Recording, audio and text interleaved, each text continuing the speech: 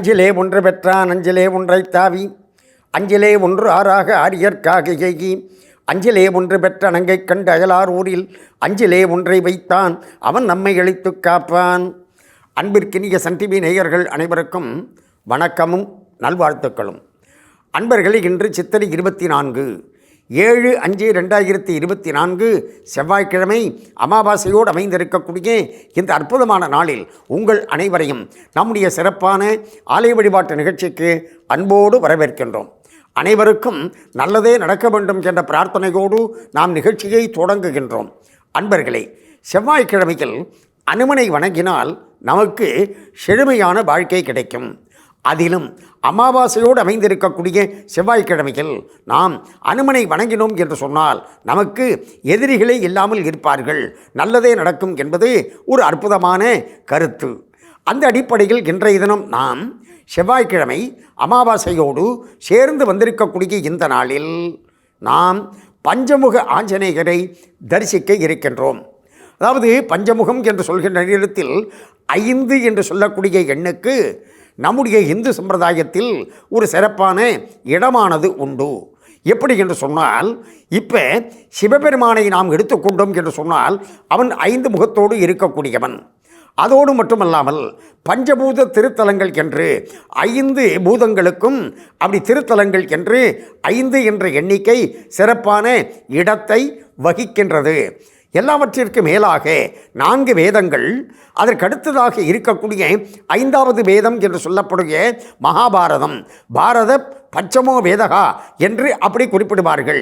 எனவே 5 என்று சொல்லக்கூடிய எண்ணுக்கு சிறப்பான இடமானது இருக்கின்றது.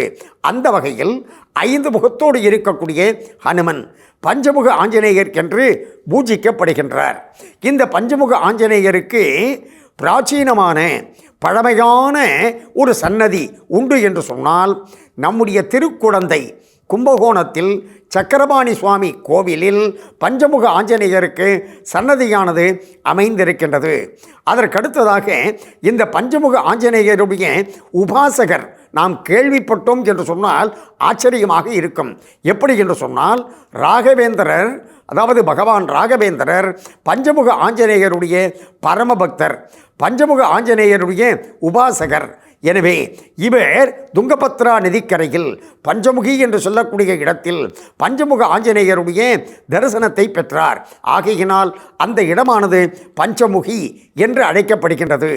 இந்த பஞ்சமுக ஆஞ்சநேயர் நம்முடைய தமிழ்நாட்டில் எழுந்தருளி இருக்கக்கூடிய திருத்தலங்கள் என்று நாம் பார்த்தோம் என்று சொன்னால், புதுச்சேரிக்கு செல்லக்கூடிய வழியில் பஞ்சவடி என்று சொல்லக்கூடிய இடத்தில் நின்ற திருக்கோலத்தில் விஸ்வரூப ஆஞ்சநேயராக பஞ்சமுக ஆஞ்சநேயர் நமக்கு தரிசனம் தந்து கொண்டிருக்கின்றார். அதை போல நம்முடைய சென்னையில் கௌரிவாக்கத்தில் பழனியப்பா நகரில் பார்த்தோம் என்று சொன்னால் பஞ்சமுக ஆஞ்சநேயர் நமக்கு அற்புத தரிசனத்தை தந்து கொண்டிருக்கின்றார்.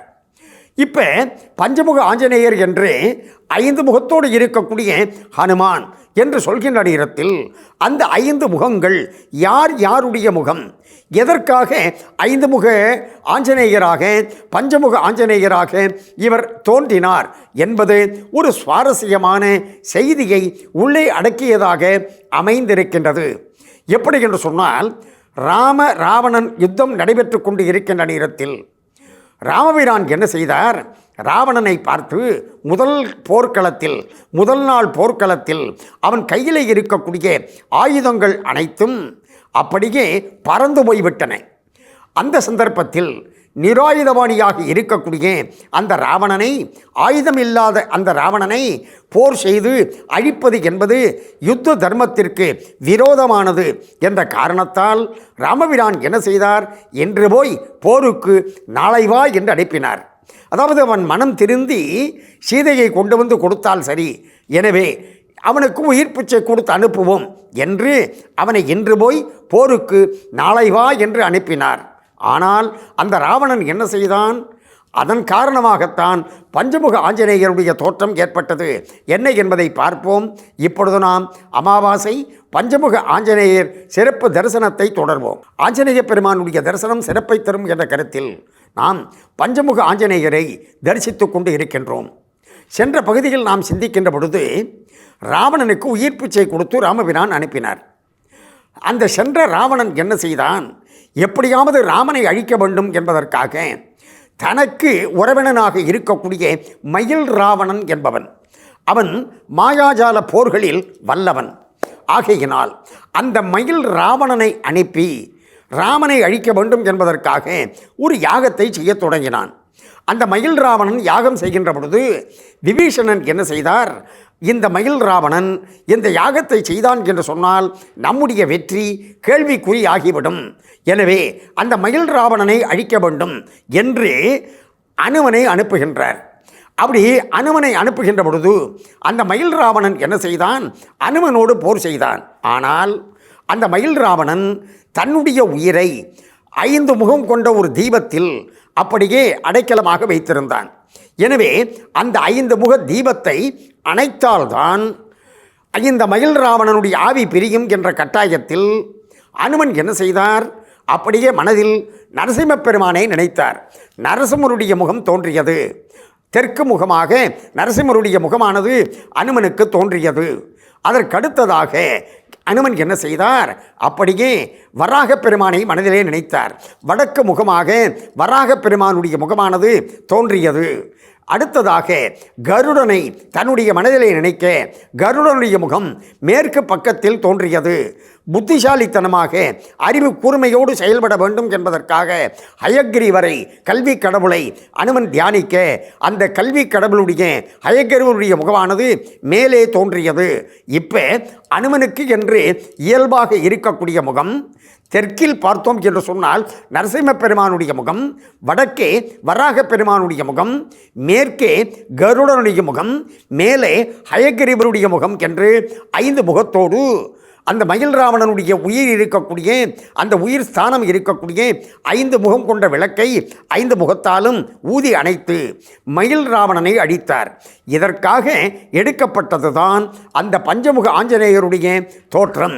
அந்த பஞ்சமுக ஆஞ்சநேயரை நாம் வணங்கினால் நமக்கு என்ன பலன்? நாம் அடுத்த பகுதியில் பார்ப்போம். இப்பொழுது நாம் அந்த பஞ்சமுக ஆஞ்சநேயரை தரிசிப்போம். வாருங்கள்.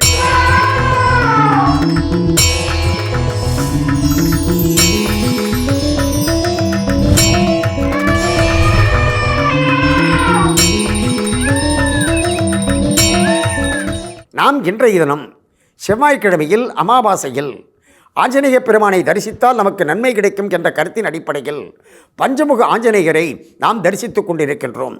அதாவது அமாவாசைக்கும் ஆஞ்சநேயருக்கு என்ன தொடர்பு என்று அப்படி ஒரு சிலர் மனசில் நினைக்கலாம் இல்லைங்களா? மார்கழி மாதத்தில் மூல நட்சத்திரத்தில் அமாவாசை அன்றுதான் ஆஞ்சநேயருடைய அவதாரமானது நிகழ்ந்தது. ஆகையினால் அமாவாசை தினத்தில் ஆஞ்சநேய பெருமானை நாம் தரிசனம் செய்தோம் என்று சொன்னால் அளப்பரிய நன்மைகளை பெற முடியும். அந்த வகையிலே தான் இன்றைக்கு நாம் பஞ்சமுக ஆஞ்சநேயரை தரிசித்து கொண்டு இருக்கின்றோம். அன்பர்களே, இந்த பஞ்சமுகத்தோடு 5 முகத்தோடு ஆஞ்சநேயர் இருக்கின்ற காரணத்தால் இந்த ஆஞ்சநேய பெருமானை நாம் சாதாரணமாக வணங்கினாலே நமக்கு வாக்கு வலிமை ஏற்படும். எல்லாவற்றிற்கும் மேலாக அச்சமில்லாத தன்மை ஏற்படும். எல்லாவற்றிற்கும் மேலாக அறிவு கூர்மை ஏற்படும். ஆனால் இந்த பஞ்சமுக ஆஞ்சநேயர் என்று பார்க்கின்ற நேரத்தில் அப்படி தெற்கு நோக்கி நரசிம்மப் பெருமானுடைய முகம் இருக்கின்ற காரணத்தால் நமக்கு எதிரிகள் இல்லாமல் செய்வார்.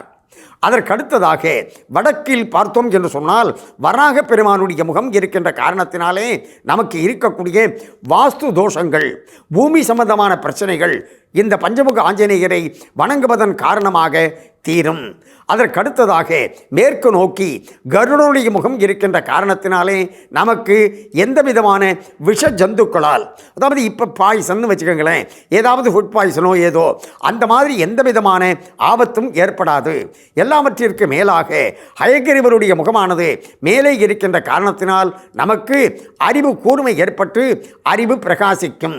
இப்படி எல்லா வகையிலும் ஆற்றல் மிக்கவராக இருக்கக்கூடிய பஞ்சமுக ஆஞ்சநேயர் நம்முடைய சென்னையில் கௌரிவாக்கத்தில் பழனியப்பா நகரில் அருள்பாலித்து வரக்கூடிய பஞ்சமுக ஆஞ்சநேயர் ஆலயத்தில் அற்புதமான ஒரு வழக்கத்தை வைத்திருக்கின்றார்கள். அது என்ன என்பதை இந்த ஆலயத்தினுடைய நிர்வாக அரங்காவலர் ராமச்சந்திரன் குறிப்பிடுகின்ற பொழுது, இந்த ஆலயத்தில் பூர்ண பலம் என்று, முழுமையான பலம் என்று அப்படி மட்டை தேங்காய் கட்டி வழிபாடு செய்வதை வழக்கமாக கொண்டிருக்கின்றார்கள். ஒவ்வொரு அமாவாசை தோறும் இந்த ஆலயத்திலே வந்து மட்டை தேங்காயை ஆஞ்சநேய பெருமானுடைய திருவடியிலே வைத்து அர்ச்சனை செய்து வழிபாடு செய்து அந்த மட்டை தேங்காயை கட்டுவதற்கு என்று இருக்கக்கூடிய இடத்தில் கட்டி பிரார்த்தனையை செய்ய வேண்டும். அவர்கள் பிரார்த்தனையானது அந்த மட்டை தேங்காய் கட்டப்பட்ட ஒரு சில நாட்களிலேயே அவர்களுக்கு நல்ல ரிசல்ட்டானது கிடைக்கும். அப்படி பிரார்த்தனை நிறைவேறியதற்கு பிறகு அவர்கள் அந்த மட்டை தேங்காயை எடுத்து தங்கள் வீட்டிற்கு எடுத்து சென்று அதை புனித பொருளாக கருதி வழிபாடு செய்ய வேண்டும் என்று வைத்திருக்கின்றார்கள். இப்படி அற்புதமான நல்ல பலன்களை தரக்கூடிய அற்புத தெய்வமாக இருக்கக்கூடிய பஞ்சமுக ஆஞ்சநேயருடைய அருளால் நம்முடைய நேயர்கள் அனைவரும் எல்லா நலமும் பெற்று பல்லாண்டு பல்லாண்டு வாழ வேண்டும் என்று பிரார்த்தனை செய்து கொண்டு இந்த அளவில் நிறைவு செய்து கொள்வது நாகை முகுந்தன். நன்றி, வணக்கம், வாழிய நலம்.